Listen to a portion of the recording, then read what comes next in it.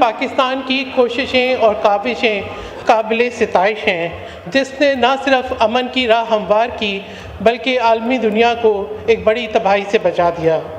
اصل مبارکباد کے حقدار ایران کے عوام ہیں، جنہوں نے جرأت، صبر، استقامت اور وقار کے ساتھ نہ صرف اس آزمائش کا مقابلہ کیا، قربانیاں دیں، مگر سرنگوں نہیں کیا۔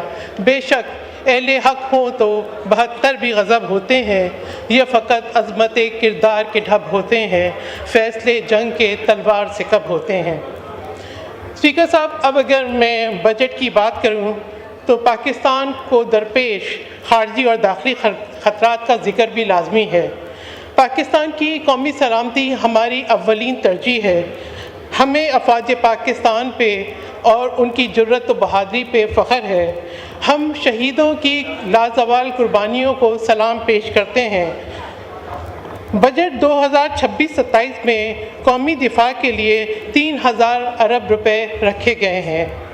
پاکستان کو درپیش چیلنجز، دفاعی ترجیحات اور قومی سلامتی کی ضروریات کو سمجھتے ہوئے صوبوں نے بڑی فراخ دلی سے اپنے اخراجات کم کر کے ترقیاتی منصوبوں پہ قدغن لگا کے اپنے NFC کے شیئر سے 3 سالہ مالی شراکت کے فریم ورک کو قومی دفاع کے لیے وقف کیا ہے۔ یہ صوبوں کی قومی ذمہ داری کا ثبوت ہے۔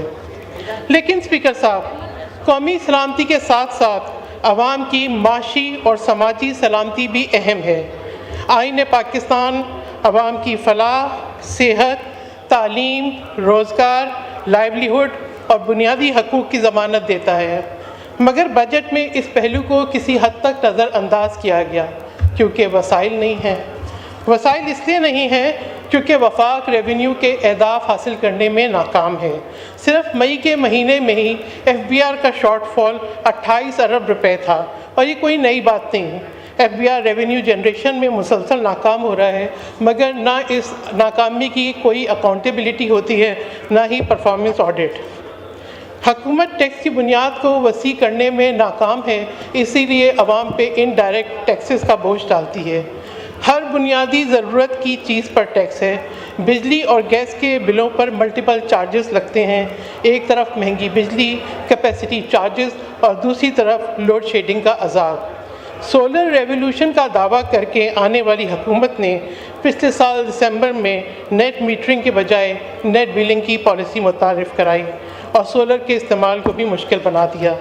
اب سولر پہ بھی ٹیکس ہے، انورٹرز پہ بھی ٹیکس ہے، اور اس سال اپریل سے 0 یونٹ کی پالیسی بھی خاموشی سے متعارف کرا دی گئی تاکہ ایکسٹرا یونٹس پہ سولر انویسٹر جو ہیں کوئی فائدہ نہ لے سکیں۔ سولر پریزیومر فکس چارجز کے ساتھ ساتھ میٹر رینٹ کی ادائیگی کے بھی پابند ہیں۔ جمع تفریق کے بعد ان کا حاصل وصول 0 ہے۔ آج بجلی، گیس، ایندھن، پانی، ہر چیز قوت خرید سے باہر ہے، بس اب سورج پہ ٹیکس لگنا باقی ہے۔ ہو سکتا ہے کل ہوا اور سانس لینے پہ بھی ٹیکس لگ جائے۔ مالی سال 2026-27 میں پیٹرولیم لیوی سے 1.7 کھرب روپے جمع کرنے کا ہدف رکھا گیا ہے، اور کاربن لیوی کو ڈبل کر کے 5 روپے فی لیٹر کر دیا گیا ہے۔ کاربن لیوی کا ہدف 50 ارب روپے ہے۔ کاربن ٹیکس دنیا بھر میں ماحولیاتی بحران سے نپٹنے کے لیے استعمال ہوتا ہے، مگر ہمارے ملک میں یہ صرف FBR کی ناکامیوں کو چھپانے کے لیے اور پورا کرنے کے لیے۔ چند دن پہلے ایک وفاقی وزیر نے فرمایا کیونکہ ہم ٹیکس جمع نہیں کر سکتے اس لیے پیٹرولیم لیوی لگاتے ہیں۔ اس وقت عوام 125 روپے فی لیٹر پیٹرولیم اور کاربن لیوی کی مد میں ادا کرتے ہیں۔ پیٹرول اور ڈیزل مہنگا ہونے سے صرف ایندھن مہنگا نہیں ہوتا، بلکہ دودھ، آٹا، چینی، سبزیاں، ٹرانسپورٹ اور روزمرہ کے استعمال کی ہر شے مہنگی ہوتی ہے۔ ایک طرف مہنگائی ہے اور دوسری طرف بے روزگاری اور تنخواہوں میں ڈسپیرٹی۔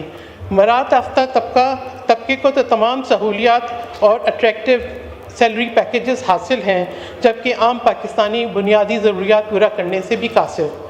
اس مہنگائی میں حکومت نے سرکاری ملازمین کو صرف 7% وائنڈ اپ کریں پلیز، وائنڈ اپ کریں۔ I'm sorry، یہ نہیں ہوگا، میں ادھر احتجاج کروں گی اگر میرے ساتھ ناانصافی ہوئی، یہ نہیں ہوگا۔ آپ کا 1 منٹ، نہیں 1 منٹ زیادہ ہو گیا۔ جی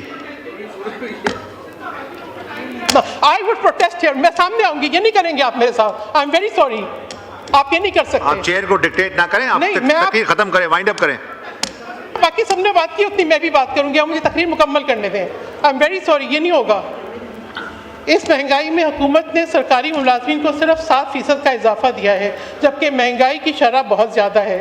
आज सरकारी मुलाजमीन सरापा एहतजाज हैं।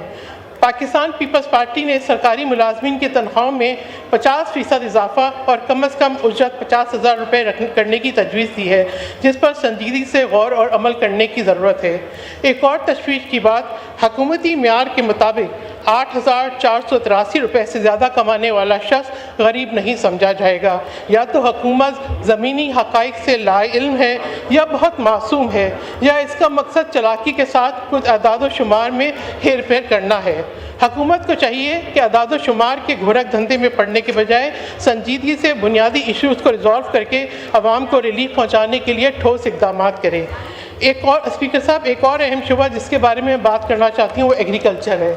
कहा जाता है कि ज़राअत हमारी मईशत की रीढ़ की हड्डी है, मगर आज हुकूमत की नाकस पॉलिसियों की वजह से ज़राअत का शोबा माजूरी, बदहाली, महरूमी और तनज़्ज़ुली का शिकार है। हालिया कौमी इक़्तिसादी सर्वे के मुताबिक ज़रई शोबे की तरक्की सिर्फ 2.89% रह गई है, जबकि हदफ 4.5% था।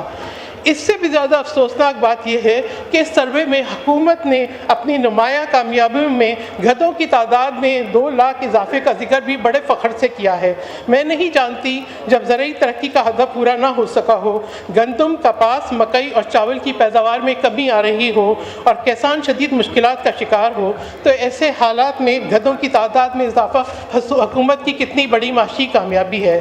स्पीकर साहब, मुल्क की तकरीबन 65% आबादी बराह रास्त या बिलवास्ता ज़राअत से वाबस्ता है, मगर किसान आज भी जदीद तहकीक, मेयारी बीज, पानी के मौसर इंतज़ाम और मुनसिफाना मंडी तक रसाई जैसी बुनियादी सहूलतों से महरूम है। ज़राअत का GDP में हिस्सा कम होकर 23.54% रह गया है। इस साल national food security and research के लिए PSDP में सिर्फ 4.18 करोड़ रुपए रखे गए हैं, जो नाकाफ़ी है।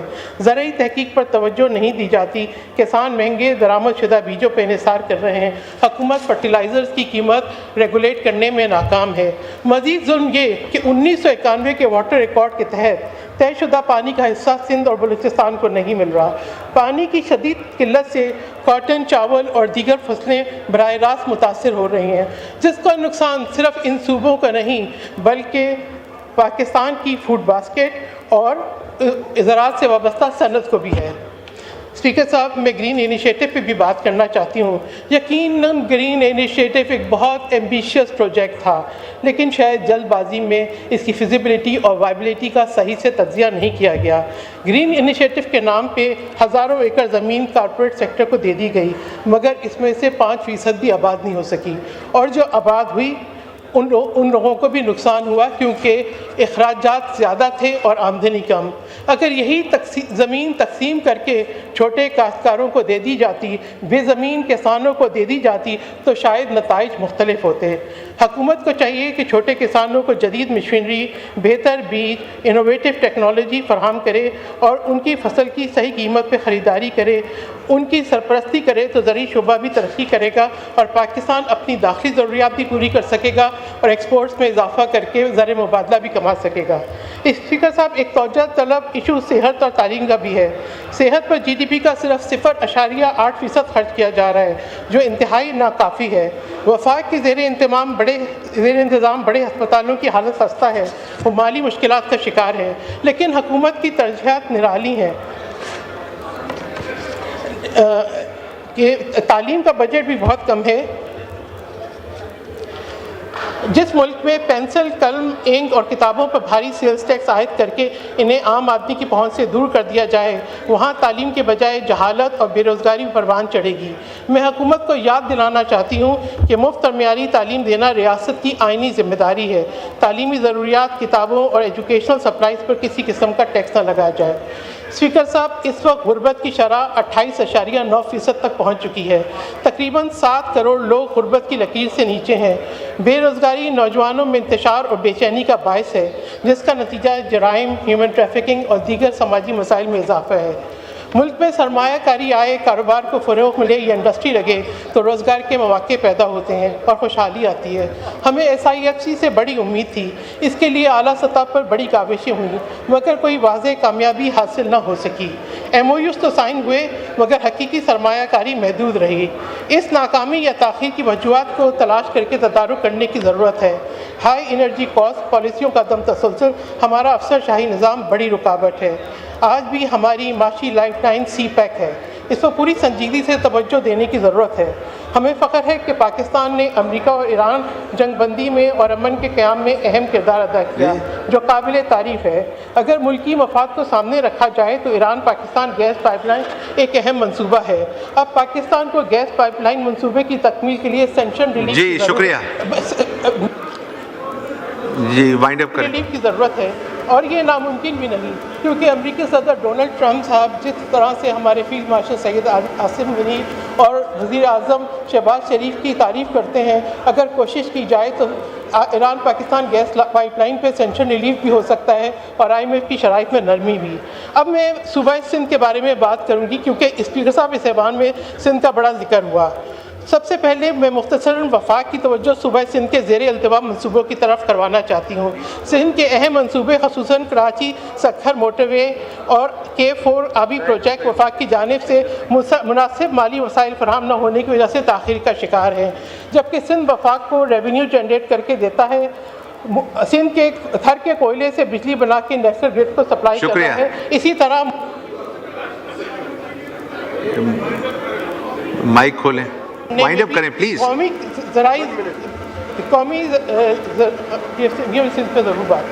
कौमी ग़ज़ाई ज़रूरियात पूरा करने में सिंध का अहम किरदार है। सिंध में सेहत का जदीद तरीन निज़ाम और मुफ्त इलाज की सहूलत मैसर है। सिर्फ NICVD ने गुज़िश्ता साल दीगर सूबों से आए हुए 3,64,593 अफराद को मुफ्त इलाज फराहम किया। पूरे पाकिस्तान में लोग सिंध आते हैं क्योंकि यहाँ रोज़गार और कारोबार के मौक़े और सहूलियात बेहतर हैं। सिंध हर ज़ुबान और हर इलाके के लोगों को खुशामदीद कहता है। स्पीकर साहब, एक साजिश तो कई सालों से सिंध के ख़िलाफ़ की जा रही है, वो लिसानी और सियासी बुनियाद पर शहरी और देही इलाकों की तकसीम है। किसी भी सूबे के शहरी और देही इलाकों को शुक्रिया शुक्रिया।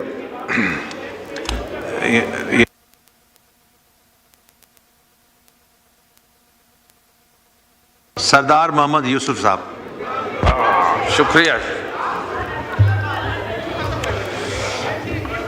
बिस्मिल्लाहिर्रहमानिर्रहीम।